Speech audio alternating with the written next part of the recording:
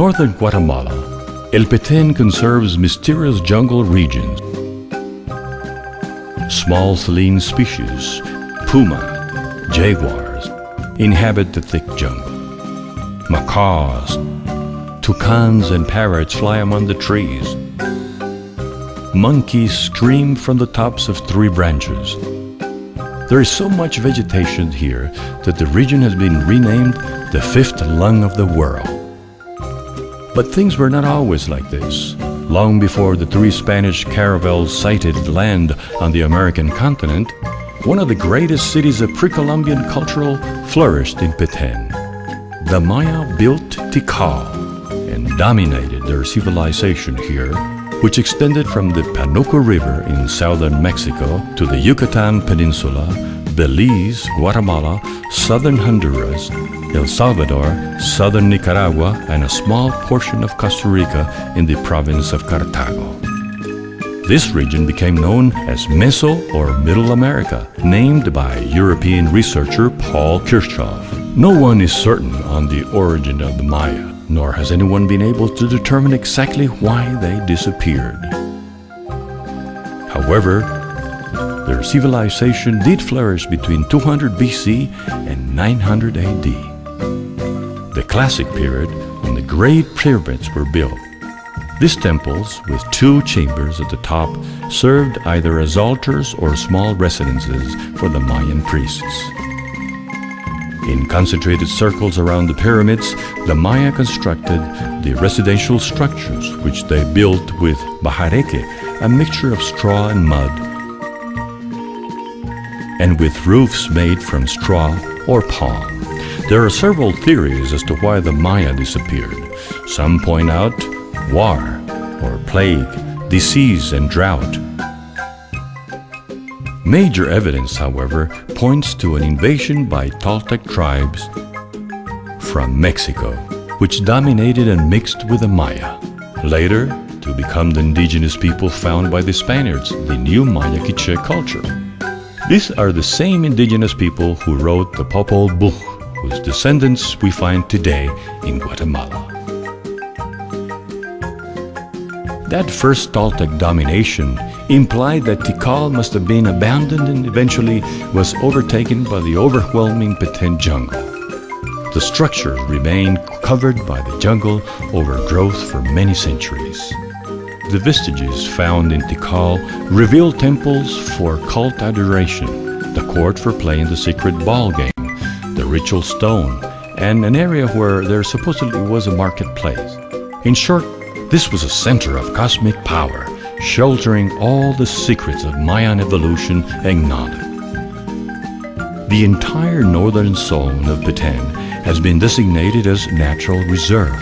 The very heart of this region shelters Tikal National Park.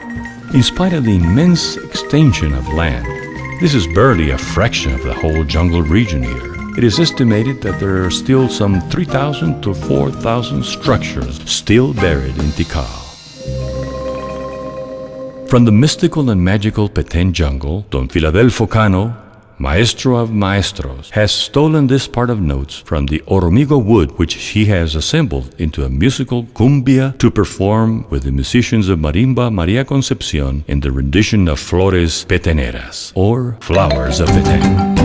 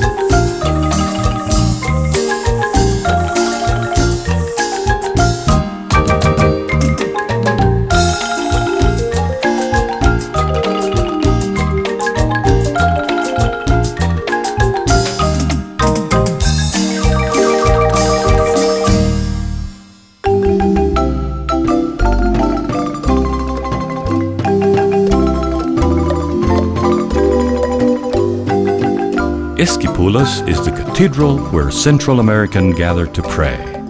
It has become a pure and simple center of faith, concentrating thousands of devoted Christians from Chiapas, Soconusco, Guatemala, and the Central American region. The Black Christ is the main attraction of this religious gathering. For many, followers attribute the image with miraculous powers through the intercession of Jesus Christ. This beautiful work of art was carved by sculptor Quirino Cataño, who was already recognized as a master carver from the age of 20, among a Portuguese family which had come from Mexico to settle and work at a shop in Santiago de los Caballeros, known today as Antigua Guatemala. The Black Christ, measuring over Spanish vara and a half, approximately a meter in height, cost 100 tostones, each worth 4 silver reales. It was taken on a pilgrimage to the village which would become its home on March 9, 1595. From then on, according to the Esquipulas calendar, this is the official date for the celebration of local festivities. Esquipulas was founded with the category of villa during the 6th decade of the 16th century. This is where the Spaniards and the Shorties inhabited the region. The city was established under the auspices of the Apostle St. James. Therefore, its official name is Santiago de Esquipulas. The Temple of Esquipulas was declared a basilica by order of Pope John the 23rd on April the 16th, 1961, the date in which the town also received the category of prelate city. From then, the village was elevated to a city in October 11, 1968. For a long time, the 222-kilometer distance to Esquipulas could only be covered by foot or mule. This implied that religious followers had to organize pilgrimages that extended from 2 to 4 weeks, depending on the point of origin.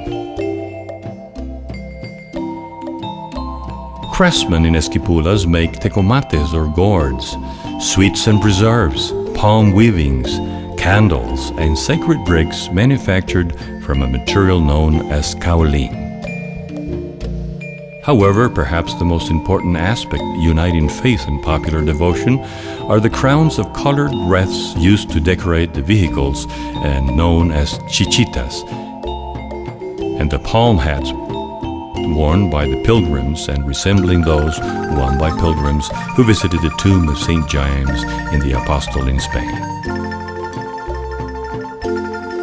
The spiritual fervor of Esquipulas became world famous when the Guatemalan peace accords were written up here during the last decade of the 20th century.